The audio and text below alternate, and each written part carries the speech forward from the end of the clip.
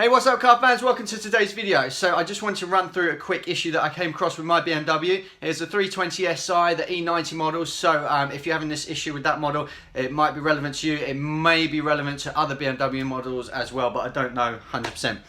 So what was happening was I was doing the old flick of the stick, as you do, and nothing was happening. The water squirter, it wasn't pumping no water on my screen. Initially I thought the fluid level, and I thought, hang on, it can't be that, keep the car well maintained, only topped out recently, blah, blah, blah, blah, blah. So that was all fine. And then it dawned on me that the swipe wasn't working. So if it was the pump itself, surely the swipe would still go, just no water would come out of the jets. So then I was thinking, we got electrical problems, which is not cool. So I started pulling out some fuses, checking some things, looking online. Nothing was kind of adding up. Fuses were fine. I was really sort of panicking that it might be the stalk itself, which would have been some big bucks. So what I decided to do was just go ahead and buy a replacement pump, the washer jet pump. £15 off of eBay, aftermarket one. Didn't want to do genuine BMW just in case it did nothing at all.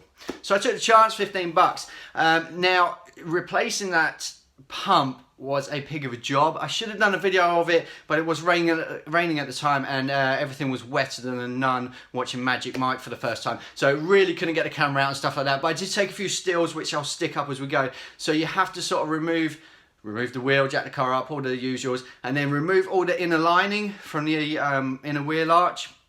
Loads of fiddly screws and bolts and things, but not too bad. Don't be afraid to tackle it yourself. And then you have to really kind of wiggle out the whole the washer tank. It's shaped for the inner wing. It fits in there specific, so fiddly, but definitely doable on the driveway. And then the pump itself is just a push fit, so you've got to be brave. I was kind of twisting, pulling. I was like, I'm going to break something here. Be brave. It's just sort of that suction fit. It pulls out. Your fluid's going to come out, so get that new one pushed back in nice and secure. The pipes connected, do it all back together. Lo and behold, done the old flick of the stick, and boom, it works. So we had the jets working and the wash wipe. So it must be some sort of trip relay, something. If the pump itself goes, it won't do the swipe, which makes you think it's electrical, but it's the pump unit itself. There must be something within there.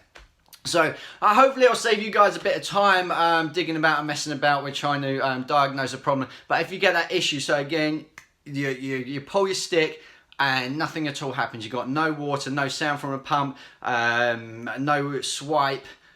Replace the pump. It's relatively cheap. You can do it yourself, although fiddly. So give that a go. It may help you out. It may troubleshoot that issue that you're having. But yeah, let me know if it helps anyone out. We throw these videos out there. Hopefully it's been useful, and take it easy.